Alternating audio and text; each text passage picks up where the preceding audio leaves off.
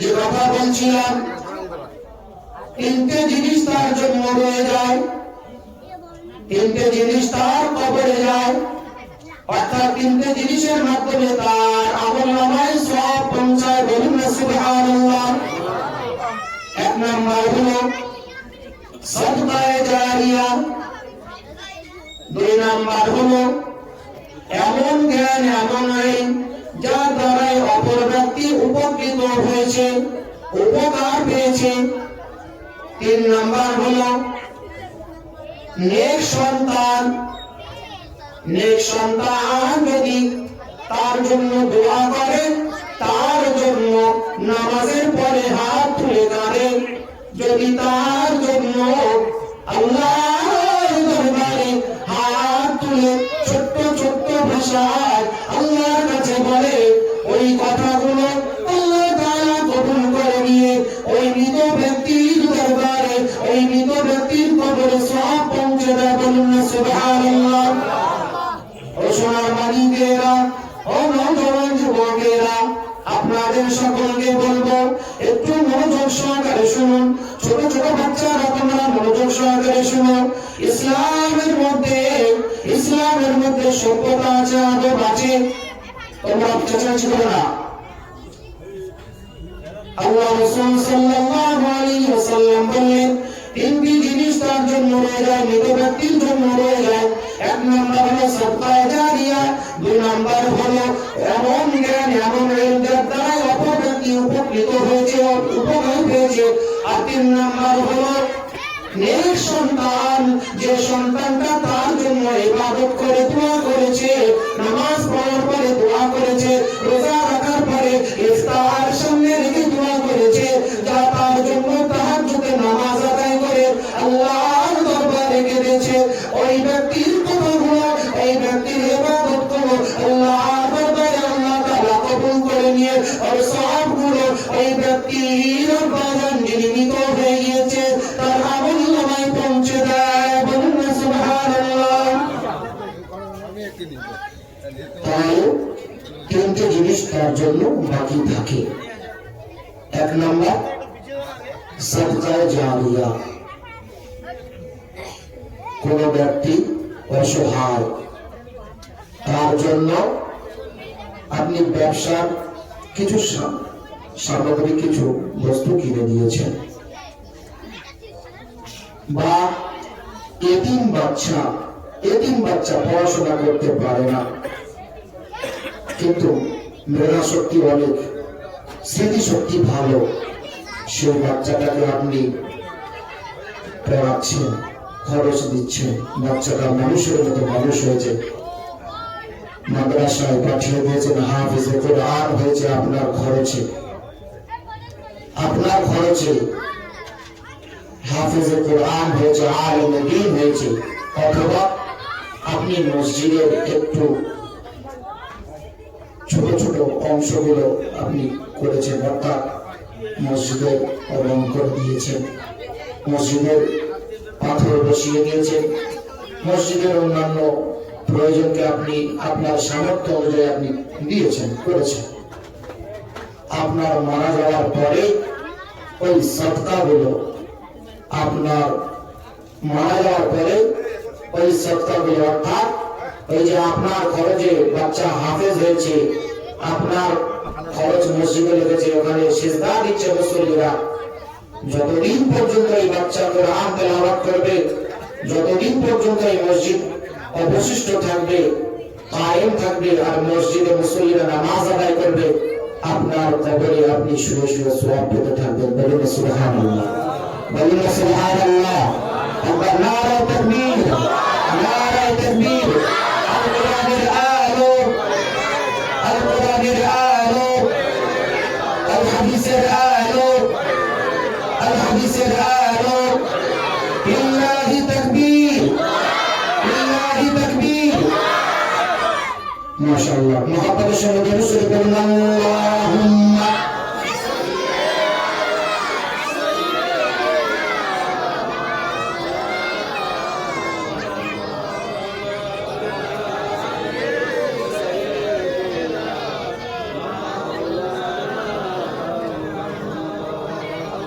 প্যারে হাজিরিন মজলিস, সদকা জারিয়ার কথা বলছিলাম, সংক্ষেপে কথা বলবো, বেশি বলবো না। তো এইরকম ভাবে আপনি যদি একটা রাস্তার পাশে গাছ, একটা গাছ আপনি পুঁতে দিয়েছেন, পুঁতে রেখেছেন, গাছ তৈরি করলেন, ওই গাছের ছায়া মানুষ নিচ্ছে, গাছের ছায়ায় মানুষ বসছে, আরাম করছে।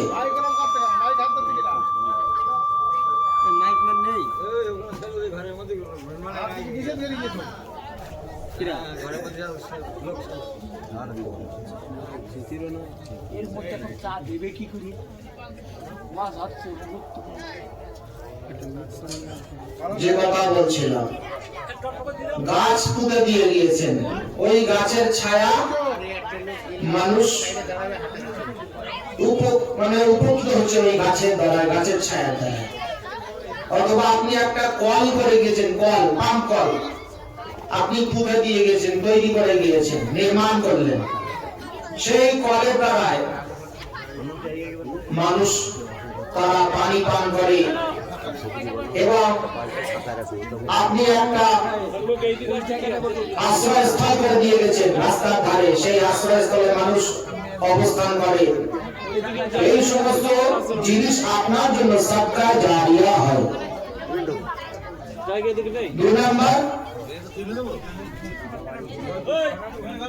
এমন জ্ঞান, অর্থাৎ যে জ্ঞান আপনি মানুষকে দিয়েছেন আর সেই জ্ঞানের দ্বারা মানুষ উপকৃত হয়েছে। ধরুন আপনি রাজমিস্ত্রি কাজ করেন, আপনি একটা ব্যক্তিকে আপনি কাজ শিখিয়েছেন, সে আপনার কোনো কাজ করতো না, সংসারের জীবিকা উপার্জন করবে তার সে ক্ষমতা ছিল না, তার সে পরিস্থিতি ছিল না, আপনি শিখিয়েছেন, বিনা স্বার্থে শিখিয়েছেন। তো ওই শেখানোটা আপনার জন্য কল্যাণকর হবে, অর্থাৎ ও যতদিন ওই কাজ করবে আর ওর দ্বারা সংসার চলবে, অথবা আপনি হাফেজ কোরআন, আলেম দ্বীন, আপনি কিছু বাচ্চাকে কোরআন শিখিয়েছেন, কিছু বাচ্চাকে নামাজ শিখিয়েছেন, কিছু বাচ্চাকে আদব আখলাক শিখিয়েছেন, এইগুলো আপনি যে শেখালেন, ওই বাচ্চা যতদিন পড়বে, ওই বাচ্চার পরে ও বাচ্চাকে অন্য কাউকে শেখাবে, শেখানোর পরে আস্তে আস্তে আস্তে আস্তে এইভাবে ধারাবাহিকতা যখন চলবে, যতদিন পর্যন্ত তারা পড়তে থাকবে, আপনার কবরে এই সওয়াবগুলো পৌঁছাতে থাকবে। বলুন না সুবহানাল্লাহ। আমি এই এলাকার এই কথাটা, এই হাদিসের ব্যাখ্যা করতে করতে আমি ছোট্ট একটা কথা বলবো, আপনারা যারা হাফেজ আলেম আছেন আপনারা একটু শ্রবণ করবেন। এই এলাকায় দেখছি বাচ্চারা কোরআন থেকে খুব দূরে আছে, ইসলামিক কালচার থেকে দূরে আছে। আপনাদেরকে বলবো, আপনারা প্রতিষ্ঠান করুন অথবা নিজের বাড়িতে পড়ান, কিছু কিছু বাচ্চা নিয়ে কোরআন শরীফ শেখান। এই ফিকির, এই চিন্তা আপনাদের মধ্যে নেন, এটা সদকা জারিয়া হবে নিশ্চয়ই। আর যারা কোরআন শরীফ জানো না তাদেরকে বলছি, তোমরা এই আলেম আছে, তোমাদের গ্রামে অনেক মাওলানা আছে, হাফেজ আছে, তাদের কাছে পড়ার চেষ্টা করো। এবং যদি তোমাদের অসুবিধা হয়, সমস্যা থাকে, সময় যদি সেইভাবে না করায়, অন্তত তোমরা আমার কাছে যাবে, মসজিদে যাবে, আমি ইনশাআল্লাহ তোমাদেরকে পড়াবো। তো এই জ্ঞান, যে জ্ঞানটা আপনি মানুষকে দিয়েছেন আর মানুষ তার দ্বারা উপকৃত হয়েছে, ওই জ্ঞানটা আপনার কবরে, ওই জ্ঞান আপনি যে দিলেন মানুষকে, তার দ্বারা আপনার সওয়াব, তার দ্বারা সওয়াব আপনার কবরে পৌঁছাবে। বলুন না সুবহানাল্লাহ। প্রিয় হাজিরিন মজলিস, নেক সন্তান তৈরি করে যেতে হবে। আপনার বাচ্চা মদ খায়, তাড়ি খায়, আপনার বাচ্চা সুদ খায়, হারাম খায়, আপনার বাচ্চা দাঁড়িয়ে পেশাব করে, আপনার বাচ্চা অন্য কালচার নিয়ে জীবন যাপন করছে, এটা আপনার কিন্তু নেক সন্তান নয়। আপনার সন্তান ইসলামিক কালচার নিয়ে বেঁচে থাকবে, আপনার সন্তান নামাজ আদায় করবে, আপনার সন্তান সর্বদা সর্বদা সহি আকীদার উপরে থাকবে, অন্যান্য হারাম দ্রব্য থেকে দূরে থাকবে, বিরত থাকবে। এটাই হলো আপনার নেক সন্তান। আপনার সন্তান আপনার জন্য যা কিছু করবে নিশ্চয়ই আপনার কবরে পৌঁছাবে। আপনি যদি আপনার খারাপ সন্তান রেখে যান, সেই বাচ্চাটা, সেই সন্তানটা, বদ সন্তানটা এখানে উল্টো পাল্টা কাজ করছে, এর হিসাব কিন্তু আপনাকে দিতে হবে, পাই টু পাই হিসাব দিতে হবে। অতএব আপনি আপনার বাচ্চাকে ছোটবেলা থেকে শিক্ষা দিন। অনেক বাচ্চা ছোটবেলায় আমরা পড়াশোনার বাহানা দেখিয়ে, স্কুলের পড়াশোনা শিক্ষার বাহানা দেখিয়ে আমরা অ্যারাবিক শিক্ষা, কোরআন শিক্ষা, হাদিস শিক্ষা থেকে আমরা বঞ্চিত করছি বাচ্চাদেরকে। ওই বাচ্চা যখন বড় হবে, আপনারা ভাবছেন বড় হওয়ার পরে পড়াবো, ও বড় হয়ে গেলে আর পড়বে না, আর ভালো লাগবে না। পরবর্তীতে ওই বাচ্চাটা কিন্তু কোরআন, হাদিস, শরীয়তের শিক্ষা থেকে মাহরুম হয়ে যাবে। দায়ী আপনি হবে, দায়ী আপনি হবে, অন্য কেউ নয়। অতএব আপনার বাচ্চাকে আপনি মসজিদে পাঠান, আলেমদের কাছে দিন, মাওলানাদের কাছে দিন। হাফেজ আলেম করতে বলছি না, যেটুকু সময় আপনার বাচ্চাকে আপনি পাবেন, সময় পাবে বাচ্চা, আপনি মসজিদে দিন, মাদ্রাসায় দিন, আলেমদের কাছে দিন, কোরআন শেখান। তাহলে সেখানে ইসলামিক কালচার আপনার বাচ্চার মধ্যে আসবে। আপনার জন্য দোয়া করবে কবরে, যখন আপনি চলে যাবেন কবরে, আপনার বাচ্চা আপনার জন্য হাত তুলে দোয়া করবে। তো মানুষ মারা যাওয়ার পরে সবকিছু তার আমলনামা বন্ধ হয়ে যায়, সবকিছু বন্ধ হয়ে যায়। তিনটে জিনিস তার জন্য জারি থাকে। এই তিনটে জিনিস আমরা করে যাবো ইনশাআল্লাহ, করে যাবো ইনশাআল্লাহ, করবো ইনশাআল্লাহ, বলবো ইনশাআল্লাহ। আল্লাহ পাক আমাদের সকলকে সঠিকভাবে আমল করার তৌফিক দান করুন। আমরা বলি আল্লাহুম্মা আমিন। আল্লাহ রাসূল সাল্লাল্লাহু আলাইহি ওয়াসাল্লাম তিনি বললেন, হে আমার সাহাবারা, হে আমার সাহাবারা, ইসলাম এমন একটা ধর্ম, যে ধর্মকে অন্যান্য ধর্মের মানুষেরা দেখতে পারে না, হিংসা করে, অন্যান্য ধর্মের মানুষেরা ঘৃণা করে। কারণ সত্যের পিছনে সবসময় দেখবেন মিথ্যা থাকে, সত্যের বিপরীত মিথ্যা থাকে, ভালোর বিপরীত মন্দ থাকে। খারাপ জিনিসটা আপনাকে বাধা দেবে, ভালো জিনিস করতে দেবে না, ভালো জিনিস করতে দেবে না। আমার সাহাবারা, এমন একটা যুগ আসবে যে যুগে হাতে আগুন রাখা সহজ হবে, কিন্তু ঈমান রাখা কঠিন হয়ে যাবে। হাতে আগুন রাখা সহজ হয়ে যাবে, কিন্তু ঈমান রাখা কঠিন হয়ে যাবে। রাতের বেলা ঈমানদার থাকবে, দিনের বেলা সকাল বেলাতে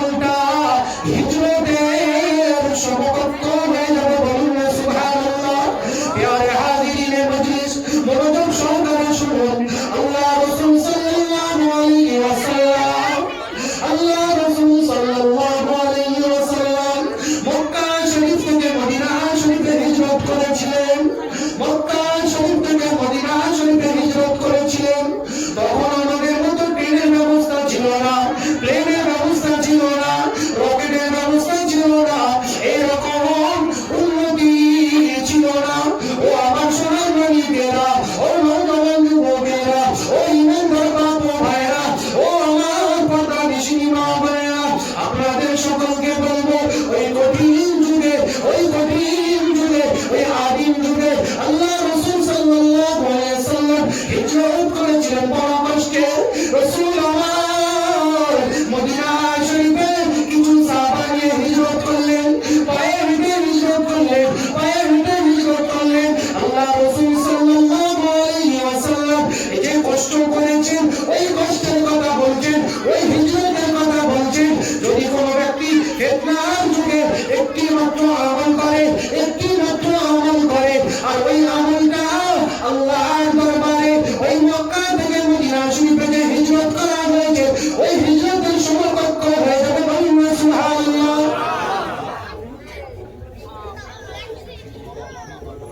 এই ফিতনার যুগে আমরা আমল করছি দূরের কথা, হারাম কাজে আমরা লিপ্ত হয়ে গিয়েছি, হারাম কাজে আমরা সমস্ত সময়টা ব্যয় করছি। ও সোনার বাঙিকেরা, ও নৌজওয়ান যুবকেরা, বর্তমান যুগে মানুষ খারাপ কাজ করছে, আবার ঘোষণা করে করছে। বর্তমান যুগে খারাপ কাজ করছে, অন্যায় কাজ করছে, জিনা করছে, ব্যভিচারী হচ্ছে, অনেক কিছু করছে, আবার ঘোষণা করে করছে।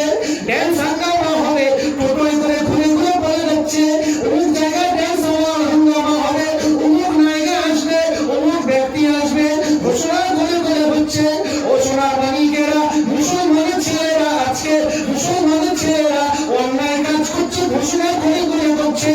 অমুক জায়গায় যাবে, দীঘায় যাবে বেড়াতে, অমুক অমুক হোটেল বুক করবে, আরো কত কিছু করবে, আমার ঘোষণা করে করে পাড়ার প্রতিটা জায়গাতে, গ্রামের প্রতিটা জায়গাতে বলে যায়, বলে যায় অমুক জায়গায় যাবো, ভাইকে যাবি বল, কে যাবি বল, আবার ব্যানার ছাপায়, আবার কেউ ইউটিউবে বলে দেয়, আবার ফেসবুকে তারা ব্যানার করে দেয়। ও সোনার মালিকেরা, ও নওজওয়ান যুবকেরা, আল্লাহ রাসূল সাল্লাল্লাহু আলাইহি ওয়াসাল্লাম বললেন, গুনাহ করো না, গুনাহ করো না, গুনাহ করো না।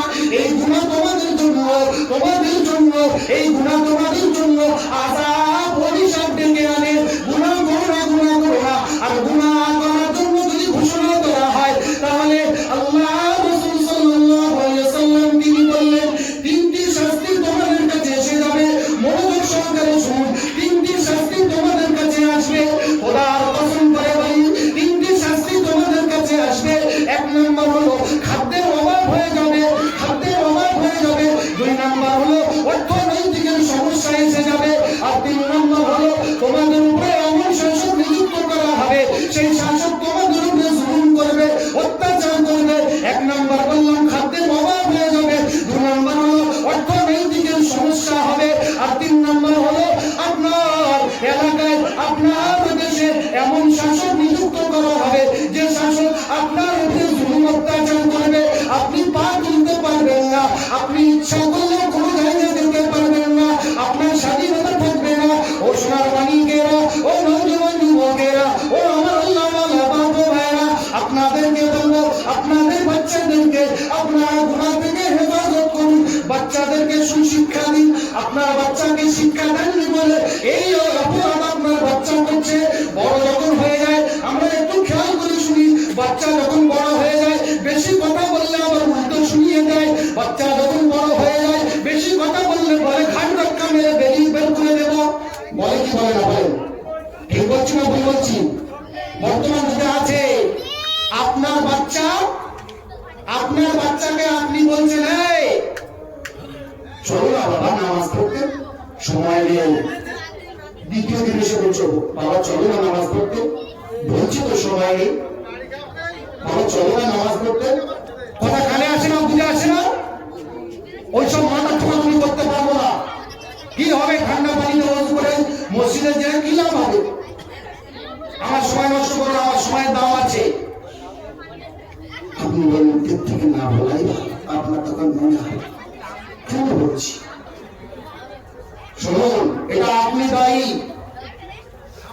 আপনার বাচ্চাকে ছোটবেলা থেকে আপনি শিক্ষা দেননি।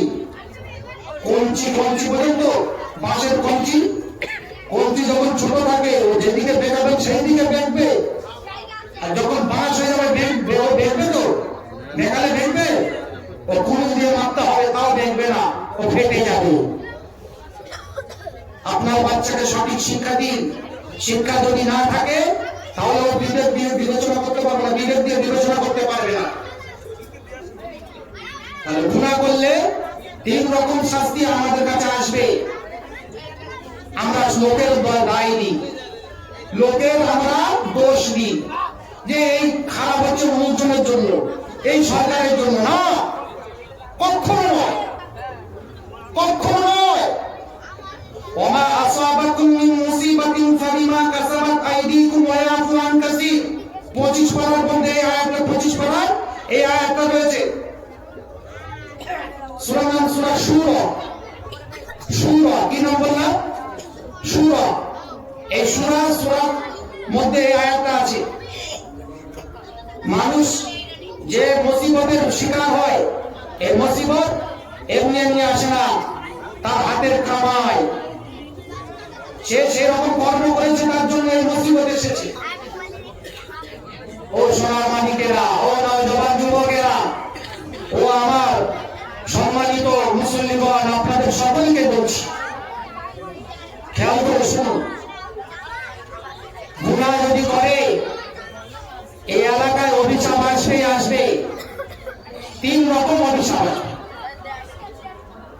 আর যে কথা বলছিলাম, আপনার বাচ্চাকে যদি আপনি নামাজের জন্য বলেন, ও তখন আপনাকে শুনিয়ে দেয়। আবার কিছু কিছু সন্তান আছে, এই নওজোয়ান যুবকেরা, তোমরা শোনো, তোমাদের ভালোর জন্য, আমাদের ভালোর জন্য, সকলের ভালোর জন্য বলছি, তোমরা শোনো। অনেক নওজোয়ান যুবকেরা তার বাবাকে তাড়িয়ে দেয়, ঘাড় ধাক্কাতে বার করে দেয়, বের করেও দেয়, আবার উল্টো পাল্টা কথা বলে, বেইজ্জতি করে। আবার এই সময় কিছু কিছু বাচ্চা আছে, কিছু কিছু ছেলে আছে, বলে তুমি কি করেছো, তুমি কি করেছো, আমাদের জীবনটাকে শেষ করে দিয়েছো, তুমি কিছুই করতে পারোনি, বসে বসে খেয়েছিলে, আর এখন তুমি বড় বড় বাতালা দিচ্ছ। এরকম হুমকি দেয় বাবাদেরকে। শুনুন, ওই রকম সন্তানের উপরে সর্বদা আল্লাহ তাআলার অভিশাপ আল্লাহ তাআলার অভিশাপ বর্ষাবে, অর্থাৎ আল্লাহ তাআলার লানত তার উপর পড়বে ওই রকম সন্তানের উপরে। বলুন না নাউযুবিল্লাহ। কোনদিন পিতা মাতার উপর যদি এরকম কথা বলে, তার উপর অভিশাপ আসবে, তার উপর অভিশাপ আসবে, কেউ রুখতে পারবে না, কেউ রুখতে পারবে না। তাই পিতা মাতার অবাধ্য হয়েও না, কখনো হয়েও না। তোমার পিতা তোমাকে জন্ম দিয়েছে, ছোটবেলা থেকে লালন পালন করেছে, ওই পিতাকে সম্মান করো। তোমার মা তোমাকে কোলে করে মানুষ করেছে, ওই মাকে সম্মান করো, মাকে ভালোবাসো, একটু মিষ্টি সুরে কথা বলো, তাহলে তোমার উপর আল্লাহ রহমত বর্ষিত হবে, তোমার উপর আল্লাহ রহমত বর্ষিত হবে।